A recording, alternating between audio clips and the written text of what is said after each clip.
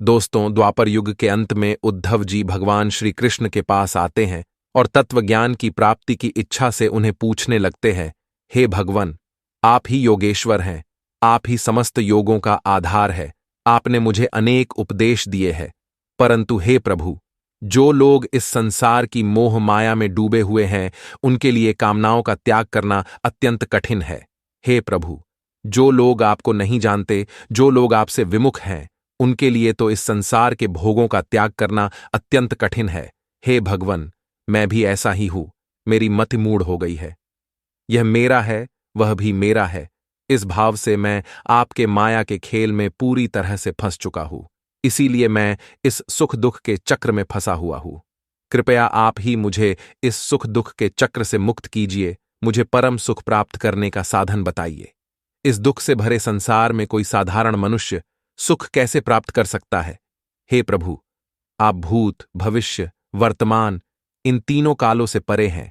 आप ही सत्य हैं। आप दूसरे के द्वारा प्रकाशित नहीं हैं, आप स्वयं ही प्रकाश हैं। हे प्रभु, इस संसार में आपके समान उपदेश देने वाला कोई देवता नहीं है। ब्रह्मा, इंद्र आदि देवता भी आपकी ही माया से मोहित हो रहे हैं। उनकी बुद्धि आपकी ही माया के वश में है। हे भगवन, चारों ओर के दुखों की अग्नि से जलकर विरक्त होकर मैं आपकी शरण में आया हूं। इसीलिए आप मुझे उपदेश दीजिए कि मैं कैसे परम सुख को प्राप्त कर सकता हूं। भगवान श्री कृष्ण मुस्कुराते हुए कहते हैं, हे उद्धव, मैंने एक पैर वाले, दो पैर वाले, तीन पैर वाले, चार पैर वाले और चार से अधिक पैर वाले इत्यादि अनेक प्राणियों के शरीर का निर्माण किया है। उनमें से मुझे सबसे अधिक प्रिय मनुष्य का ही शरीर है, क्योंकि मनुष्य की आत्मा स्वयं के हित और अहित का निर्णय लेने में समर्थ है।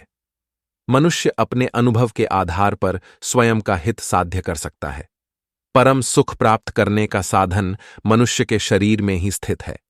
हे उद्धव, इस विषय में एक प्राचीन इतिहास है जो मैं तुम्हें सुनाने जा रहा हूं। जो भी मनुष्य परम सुख प्राप्त करने की अभिलाषा रखता है, जो इस संसार में चारों ओर से मिलने वाले दुखों से ऊपर उठकर सुख को प्राप्त करना चाहता है, वह इस कथा को पूरा अवश्य सुने। उद्धव जी कहते हैं, हे प्रभु, आपके मुख से इस प्राचीन इतिहास को सुनने के लिए मैं उत्सुक हूं। कृपया आप मुझे वह इतिहास सुनाइए। भगवान श्री कृष्ण कहते हैं, हे उद्धव, वह इतिहास परम तेजस्वी अवधूत दत्तात्रेय और राजा यदु के संवाद के रूप में है। एक समय की बात है, धर्म का ज्ञान रखने वाले राजा यदु ने देखा कि त्रिकालदर्शी ब्राह्मण दत्तात्रेय निर्भय होकर उनके सामने खड़े हैं। तब उन्होंने दत्तात्रेय जी से प्रश्न किया, हे ब्राह्मण, आप कोई काम तो करते नहीं, फिर भी आपको यह अत्यंत निपुण बुद्धिमता कहां से प्राप्त हुई? आप परम विद्वान होते हुए भी एक बालक की भांति संसार में विचरण करते हैं। आपको देखकर लगता है कि आप भाग्य और सौंदर्य से परिपूर्ण हैं, आपकी वाणी से अमृत टपक रहा है, किंतु फिर भी आप जड़, उन्मत्त अथवा किसी पिशाच के समान रहते हैं। आप न तो कोई काम करते हैं और न कुछ चाहते हैं। इस संसार के प्रत्येक मनुष्य को कुछ न कुछ चाहिए होता है, परंतु आपको देखकर लगता है कि आप संसार बंधन से मुक्त हैं, ठीक वैसे ही जैसे कोई हाथी जंगल में लगी आग से छूटकर गंगाजल में खड़ा हो। आप पुत्र, स्त्री, धन आदि चीजों के स्पर्श से दूर है। आप सदा सर्वदा अपने ही स्वरूप में रहते हैं। हम आपसे पूछना चाहते हैं कि आपके परमानंद का कारण क्या है? आप किस कारण से इतने स्वच्छ, पवित्र और सुखी रहते हैं? कृपा करके मुझे अवश्य बताइए। फिर ब्रह्मवेत्ता दत्तात्रेय जी ने कहा, हे राजन, मैंने अपने जीवन में बहुत से गुरुओं का आश्रय लिया है। उन्हीं गुरुओं से यह शिक्षा ग्रहण करके मैं दुखों से मुक्त होकर इस संसार में विचरण कर रहा हूं। मेरे गुरुओं के नाम है पिंगला वेश्या, कुरर पक्षी, बालक, कुंवारी कन्या, सर्प, मकड़ी, समुद्र, कबूतर, मधुमक्खी, मछली, अग्नि, चंद्रमा, सूर्य, पतंग और आकाश। मैंने इन गुरुओं से जो जो सीखा है वह मैं तुम्हें बताता हूं, तुम इसे ध्यान से सुनो। सबसे पहले मैं तुम्हें पिंगला वेश्या से जो सीखा वह बताता हूं। प्राचीन काल की बात है। विदेह नगरी मिथिला में एक वेश्या रहती थी। उसका नाम पिंगला था। वह स्वेच्छाचारिणी तो थी ही, साथ ही वह बहुत ही सुंदर और रूपवान थी। एक दिन वह रात्रि के समय किसी धनवान पुरुष के साथ संबंध बनाने के उद्देश्य से खूब सज धज कर अपने घर के दरवाजे पर खड़ी रही। उस वेश्या को पुरुष की कामना नहीं थी, बल्कि उसे धन की कामना थी। उसके मन में धन की कामना इतनी दृढ़ हो गई थी कि वह किसी भी पुरुष को उसके घर के सामने से आते जाते हुए देखती तो सोचती थी, यह कोई धनवान पुरुष है जो मुझे धन देकर मेरे साथ उपभोग करने के लिए आ रहा है। जब वे आने जाने वाले पुरुष उसके घर से आगे बढ़ जाते तो वह सोचने लगी, अवश्य ही अब की बार कोई दूसरा धनवान पुरुष आएगा जो मुझे बहुत सारा धन प्रदान करेगा। लेकिन कोई भी पुरुष उसके समीप नहीं आता था। वह धन पाने की कामना से उन पुरुषों की ओर देखने लगती थी। वह दरवाजे पर बहुत देर तक खड़ी रही। उसकी नींद भी अब जा चुकी थी। वह कभी अंदर जाती तो कभी बाहर आती। कोई भी पुरुष उसके घर की तरफ आने लगता तो उसे देखकर वह यही सोचती थी कि अब ये मेरा उपभोग करने आएगा और बहुत सारा धन मुझे देगा। लेकिन कोई भी पुरुष उसके द्वार की तरफ नहीं आया और इस प्रकार से आधी रात हो गई। हे राजन, सचमुच धन की आशा बहुत बुरी होती है। धनवान पुरुष की राह देखते देखते उस वेश्यामुख सूख गया। उसका चित्त व्याकुल हो गया। अब उसे इस प्रकार से राह देखने के कारण वैराग्य हो गया।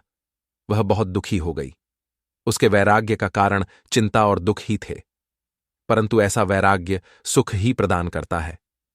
हे राजन, जब मनुष्य आशा की रस्सी से बनी फांसी पर लटकने लगता है तो उस रस्सी को तलवार की तरह काटने वाली यदि कोई वस्तु है तो वह केवल वैराग्य है। हे राजन, जिस मनुष्य को वैराग्य नहीं होता वह इन संसार के बंधनों से मुक्त नहीं हो सकता। जब पिंगला के मन में वैराग्य की भावना जागृत हुई तब उसने एक गीत गाया। वह मैं तुम्हें सुनाता हूं। वह पिंगला कहने लगी, हाय हाय, मैं इंद्रियों के अधीन हो गई। मैं इन दुष्ट पुरुषों से जिनका कोई अस्तित्व ही नहीं है, उनसे धन और शारीरिक सुख की लालसा करती हूँ। कितने दुख की बात है, मैं सचमुच मूर्ख हूँ। देखो तो सही, मेरे हृदय में जो मेरे सच्चे स्वामी भगवान विराजमान है, वे ही वास्तविक प्रेम, सुख और परमार्थ का सच्चा धन देने वाले हैं। इस संसार के पुरुष नष्ट होने वाले हैं और मेरे प्रभु नित्य है। मैं उनको छोड़कर इन तुच्छ पुरुषों का सेवन करने की कामना से छटपटा रही हूँ, जो मेरी एक भी कामना को पूर्ण नहीं कर सकते। उल्टा वे मुझे दुख, भय, रोग, शोक और मोह ही देते हैं। यह मेरी मूर्खता की हद है कि मैं प्रभु में मन लगाना छोड़कर इन तुच्छ पुरुषों का सेवन करती हूँ। बड़े दुख की बात है, मैंने अत्यंत निंदनीय आजीविका वेश्यावृत्ति का आश्रय लिया है और व्यर्थ ही अपने शरीर और मन को पीड़ा पहुंचाई है। मेरा यह शरीर बिक गया। स्त्री लंपट, लोभी और दुष्ट पुरुषों ने इसे खरीद लिया और मैं इतनी मूर्ख हूँ कि जिस शरीर में परमात्मा का वास है उसका उपयोग मैंने संभोग और धन पाने के लिए किया है। मुझ पर धिक्कार है। मेरा यह शरीर एक घर है। इसमें हड्डियों के टेढ़े मेढ़े और तिरछे खंबे लगे हुए हैं। चमड़ी, बाल और नाखूनों से यह भरा हुआ है। इसमें 9 दरवाजे हैं जिसमें से हर समय गंदगी निकलती रहती है। इस शरीर में संचित संपत्ति के नाम पर केवल मलमूत्र है। मेरे अतिरिक्त ऐसी कौन सी स्त्री है जो इस नष्ट होने वाले शरीर को अपना प्रिय समझकर इसका सेवन करेगी? इस संसार में मैं ही सबसे बड़ी मूर्ख और दुष्ट हूँ, क्योंकि अकेली मैं ही अविनाशी परमात्मा को छोड़कर दूसरे पुरुष की अभिलाषा करती हूँ। मेरे हृदय में वास करने वाले प्रभु समस्त प्राणियों के हितैषी, प्रियतम, स्वामी और आत्मा है। अब मैं अपने आप को प्रभु को देकर उन्हें खरीद लूंगी और उनके साथ वैसे ही विहार करूंगी जैसे लक्ष्मी जी करती है। वेश्या खुद से कहने लगी, हे मेरे मूर्ख चित्त, तू बता तो सही, इस संसार के दुष्ट पुरुषों ने तेरे शरीर को कितना सुख दिया है? अरे मूर्ख चित्त, वे पुरुष तो स्वयं पैदा होते हैं और मरते रहते हैं। तू उनके पीछे क्यों पड़ा रहा? क्या देवताओं ने भी भोग विलास करके अपनी पत्नियों को संतुष्ट किया है? वे देवता भी बेचारे स्वयं काल के गड्ढे में पड़े पड़े करार रहे हैं। आज मुझे वैराग्य आ गया है।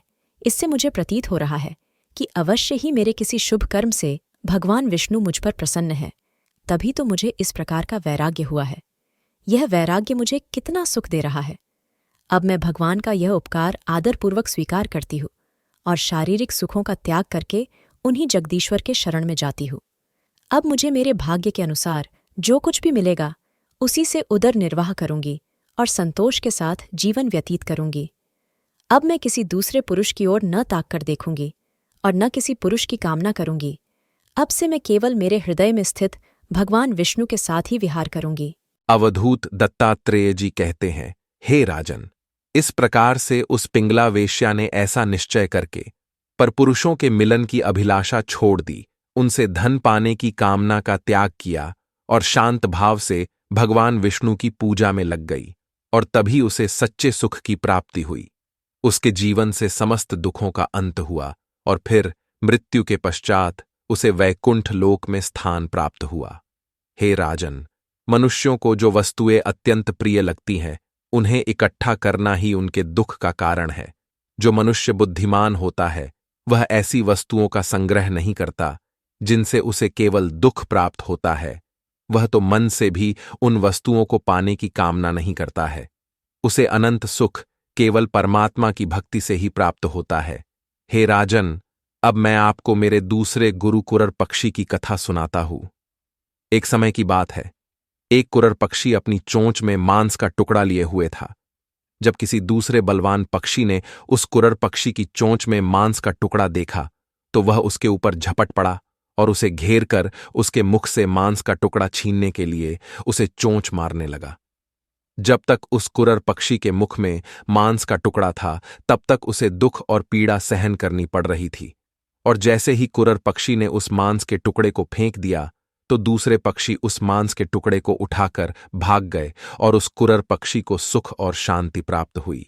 इसीलिए हे राजन, किसी वस्तु को पाना, उसे पाने की कामना करना ही हमें दुख देता है। जब हम उसे छोड़ देते हैं तो हमें सुख प्राप्त होता है। हे राजन, अब मैं आपको मेरे तीसरे गुरु कुंवारी कन्या की कथा सुनाता हूं। एक समय की बात है, एक कुंवारी कन्या के घर पर उससे विवाह करने के उद्देश्य से अनेक पुरुष आए हुए थे, किंतु उस दिन उस कुंवारी कन्या के घर पर कोई नहीं था। घर के सभी लोग बाहर गए हुए थे। इसीलिए उस कन्या ने स्वयं ही उन सभी का अतिथि सत्कार किया। वह कन्या उन सभी के लिए भोजन बनाने के लिए घर के भीतर ही एकांत में धान कूटने लगी। उस समय उसकी कलाई में अनेक चूड़ियां थीं, जो जोर जोर से बज रही थीं। चूड़ियों की ध्वनि बाहर बैठे उन सभी लोगों को सुनाई दे रही थी। इससे उस कन्या को बड़ी लज्जा हुई और उसने एक एक करके सब चूड़ियां हाथ से निकाल दी और कलाई में केवल दो दो चूड़ियां ही रहने दी। अब वह फिर से धान कूटने लगी, परंतु वे दो दो चूड़ियां भी बजने लगीं। तब फिर से उसने एक एक चूड़ी तोड़ दी। जब दोनों हाथों में एक एक चूड़ी रह गई, तब किसी भी प्रकार की आवाज नहीं हुई। हे राजन, उस दृश्य को देखकर मैंने यह शिक्षा ग्रहण की कि जब बहुत लोग एक साथ रहते हैं तब कलह होता है, और जब दो व्यक्ति साथ रहते हैं तो बातचीत होती है, और जब व्यक्ति एकांत में होता है तो शांतता होती है। वह अपना मन ईश्वर भक्ति में लगाता है।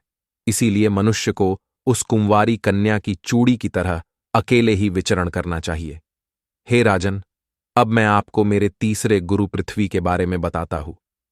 मैंने पृथ्वी से उसके धैर्य और क्षमा की शिक्षा ली है। लोग पृथ्वी पर कितना आघात करते हैं, उसे कितनी चोट देते हैं और क्या क्या उत्पात नहीं करते, परंतु पृथ्वी न तो किसी से बदला लेती है और न रोती चिल्लाती है। धीर पुरुष को चाहिए कि वह अपना धीरज न छोड़े और क्रोध ना करे, अपने मार्ग पर ज्यों का त्यों चलता रहे। यह संसार मोह माया में फंसा हुआ है। अहंकार के कारण, जलन के कारण वे तुम पर चोट करेंगे, किंतु मनुष्य को शांत और संयमी रहना चाहिए। हे राजन, अब मैं आपको मेरे तीसरे गुरु शरीर के भीतर रहने वाले वायु के बारे में बताता हूं। मैंने शरीर के भीतर रहने वाले प्राण वायु से यह शिक्षा ग्रहण की है कि जैसे वह शरीर में रहकर भोजन की इच्छा रखता है और भोजन प्राप्त होने पर संतुष्ट हो जाता है, वैसे ही साधक को चाहिए कि जितना आवश्यक हो उतना ही भोजन करना चाहिए। इंद्रियों की लालसा से अधिक भोजन नहीं करना चाहिए। इसका अर्थ यही है कि मनुष्य को वस्तुओं का उपभोग उतना ही करना चाहिए जिनसे बुद्धि विकृत न हो, मन चंचल न हो और वाणी में व्यर्थ बातें न लग जाएं। शरीर के बाहर रहने वाले वायु से मैंने यह सीखा है कि जैसे वायु को अनेक स्थानों पर जाना पड़ता है, परंतु वह किसी स्थान के प्रति आसक्त नहीं होता। वह दूसरों के गुण और दोष को नहीं अपनाता। वह कभी किसी एक स्थान की लालसा में एक स्थान पर नहीं रुकता, सतत बहता रहता है। ठीक वैसे ही मनुष्य को चाहिए कि वह भिन्न भिन्न प्रकार के धर्म कर्म करे, परंतु किसी एक स्थान पर आसक्त होकर न ठहरे, वह अपने लक्ष्य की ओर बढ़ता रहे। किसी का रूप सौंदर्य देखकर, किसी के गुण देखकर उनकी तरफ आकर्षित न हो जाए और किसी के दोष देखकर उसका तिरस्कार न करे। गंध वायु में नहीं होती, पदार्थों में होती है, परंतु वायु गंध को बहा ले जाता है। ऐसा करने पर वायु सदैव ही शुद्ध रहती है, गंध के संपर्क से वह सदैव दूषित नहीं रहती। उसी प्रकार से आत्मा का जब तक इस शरीर से संबंध है, तब तक उसे दुख, रोग, व्याधि, पीड़ा आदि का त्रास सहन करना पड़ता है, परंतु आत्मा को नहीं। जो मनुष्य खुद को आत्मा के रूप में देखता है, वह सदैव ही आनंदित रहता है। शरीर को मिलने वाले दुखों से वह चिंतित नहीं होता। हे राजन, अब मैं आपको मेरे चौथे गुरु जल के विषय में बताता हूं। जिस प्रकार पानी स्वभाव से ही स्वच्छ, शुद्ध, चिकना, मधुर और पवित्र होता है तथा गंगा आदि तीर्थों में केवल उसका स्पर्श होने से लोग पवित्र हो जाते हैं, वैसे ही मनुष्य को स्वभाव से शुद्ध और पवित्र रहना चाहिए। जो जल से यह शिक्षा लेता है, वह केवल अपने दर्शन और स्पर्श से ही लोगों को पवित्र कर देता है। हे राजन, अब मैं आपको मेरे 5वें गुरु अग्नि के विषय में बताता हूं। मैंने अग्नि से यह शिक्षा ली है कि जैसे वह तेजस्वी और ज्योतिर्मय होती है, जैसे कोई उसे अपने बल से दबा नहीं सकता, जैसे वह अपने पास संग्रह के लिए कोई पात्र नहीं रखती है, सब कुछ अपने पेट में रख लेती है, और चाहे वह किसी भी वस्तु का भक्षण कर ले, वह दूषित नहीं होती है, सब उसमें जलकर भस्म हो जाता है। ठीक वैसे ही मनुष्य को किसी भी वस्तु का संग्रह नहीं करना चाहिए, वस्तुओं का उपभोग करते हुए इंद्रियों को वश में करके आगे बढ़ते रहना चाहिए। दूसरों के दोष ग्रहण करने पर भी उन्हें अग्नि की भांति नष्ट कर डालना चाहिए। हे राजन, अब मैं आपको मेरे छठे गुरु सूर्य के विषय में बताता हूं। मैंने सूर्य से यह शिक्षा ग्रहण की है कि जैसे वह अपनी किरणों से पृथ्वी का जल खींचता है और समय आने पर बरसात कर देता है, ठीक वैसे ही मनुष्य को संसार में वस्तुओं का और भोगों का ग्रहण करना चाहिए और समय आने पर उनका त्याग भी कर देना चाहिए। किसी भी वस्तु की अत्यधिक आसक्ति नहीं करनी चाहिए।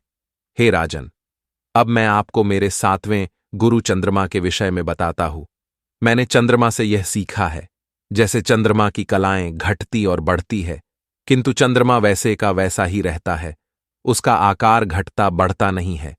ठीक वैसे ही मनुष्य के जीवन में बालक से लेकर बूढ़ा होने तक अनेक अवस्थाएं आती हैं, किंतु इनका उसकी आत्मा पर कोई प्रभाव नहीं पड़ता है, इसीलिए इसका शोक नहीं करना चाहिए। हे राजन, अब मैं आपको मेरे 8वें गुरु कबूतर के बारे में बताता हूं। एक समय की बात है, किसी जंगल में नर और मादा कबूतर अपने बच्चों के साथ वृक्ष पर निवास कर रहे होते हैं। एक दिन नर और मादा कबूतर अपने बच्चों को चारा लाने के लिए जंगल में जाते हैं। तभी एक शिकारी उनके घोंसले के पास आता है और उन कबूतर के बच्चों को जाल में फांस लेता है। जब वह नर और मादा कबूतर लौटकर आते हैं तो देखते हैं कि उनके बच्चे शिकारी के जाल में फंसे हुए हैं। फिर वह नर और मादा कबूतर अपने बच्चों की दयनीय अवस्था देखकर बहुत दुखी होकर छटपटाने लगते हैं। वह अपने नन्हे नन्हे बच्चों को देखकर रोता बिलखता है, लेकिन वह कुछ भी नहीं कर पाता है।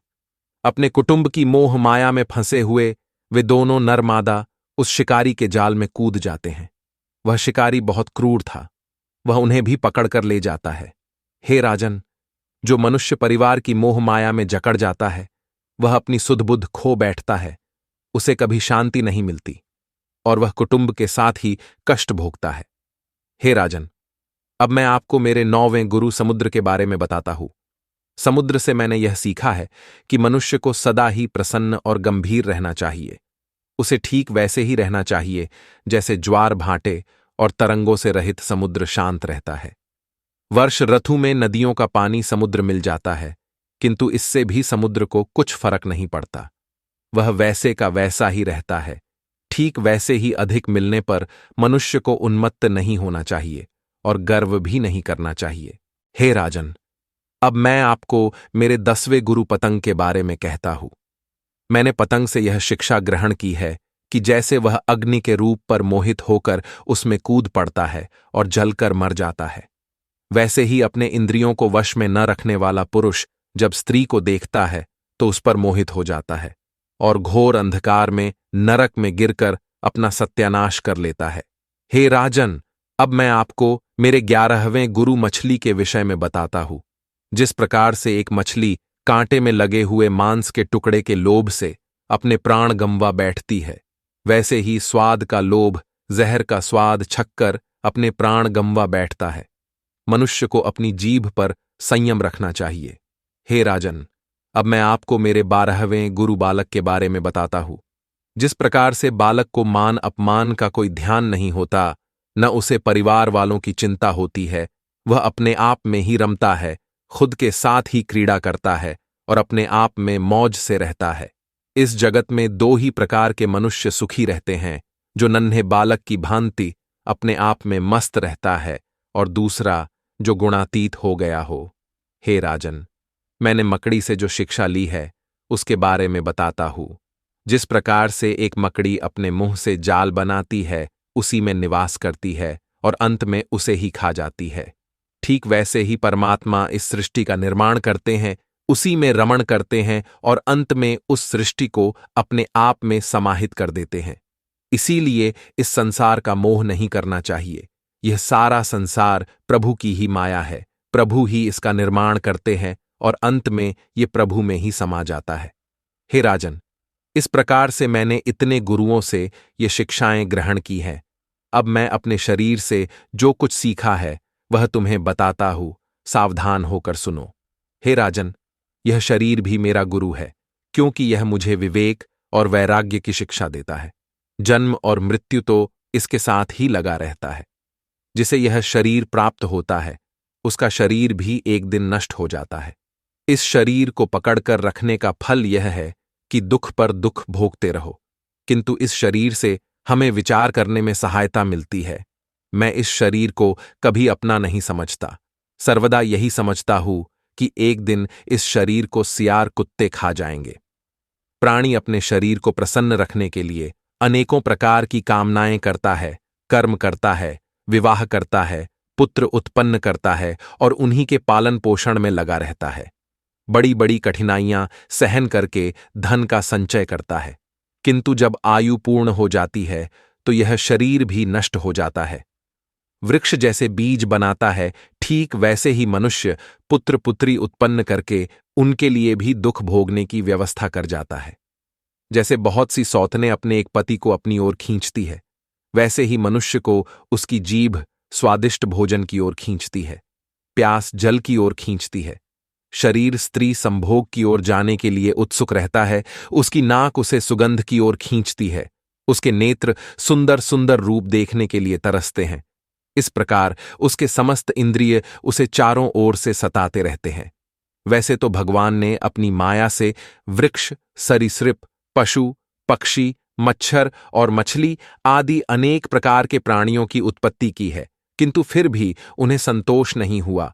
तब उन्होंने मनुष्य शरीर की उत्पत्ति की। यह शरीर ऐसी बुद्धि से युक्त है कि जो उसे ब्रह्म का साक्षात्कार भी करा सकती है। मनुष्य शरीर की रचना करके भगवान बहुत आनंदित हुए, किंतु उन्होंने इसमें भी दोष डाल दिया। मृत्यु सदा ही इस शरीर के पीछे लगी रहती है, परंतु आत्मा को लाखों जन्म लेने के बाद मनुष्य का शरीर प्राप्त होता है। इसीलिए मनुष्य को इस शरीर का सदुपयोग करना चाहिए। यह शरीर मिलने पर मनुष्य को तुरंत मोक्ष प्राप्त कर लेना चाहिए, अन्यथा पुनः उसे लाखों जन्मों में भटकना पड़ सकता है। हे राजन, इन्हीं सब गुरुओं से शिक्षा प्राप्त करके मुझे वैराग्य हो गया है। मेरे हृदय में ज्ञान की ज्योत जगमगाती रहती है। न तो मेरी कहीं आसक्ति है और न कहीं अहंकार है, न मुझे कुछ पाने की लालसा है और न मुझे कुछ खोने का डर है। इसीलिए मैं सदा ही प्रसन्न रहता हूं, मुझे कभी दुख नहीं होता है। इस प्रकार से अवधूत दत्तात्रेय जी महाराज यदु को ज्ञान देकर उस स्थान से चले गए। भगवान श्री कृष्ण कहते हैं, हे उद्धव, इस प्रकार से यदि मनुष्य परम सुख को प्राप्त करना चाहता है तो उसे संसार के मोह बंधन से मुक्त होना पड़ेगा। उसे वस्तुओं के प्रति अधिक लालसा नहीं रखनी चाहिए। तो दोस्तों, इस प्रकार से भगवान श्री कृष्ण ने उद्धव जी को अत्यंत महत्वपूर्ण ज्ञान दिया है। आपको यह कथा कैसी लगी, कमेंट करके अवश्य बताएं। जानकारी अच्छी लगी तो वीडियो को लाइक करें और कमेंट में जय श्री कृष्ण अवश्य लिखें। साथ ही चैनल को सब्सक्राइब करें और वीडियो को परिवार और मित्रों के साथ शेयर करें। आप सभी का धन्यवाद।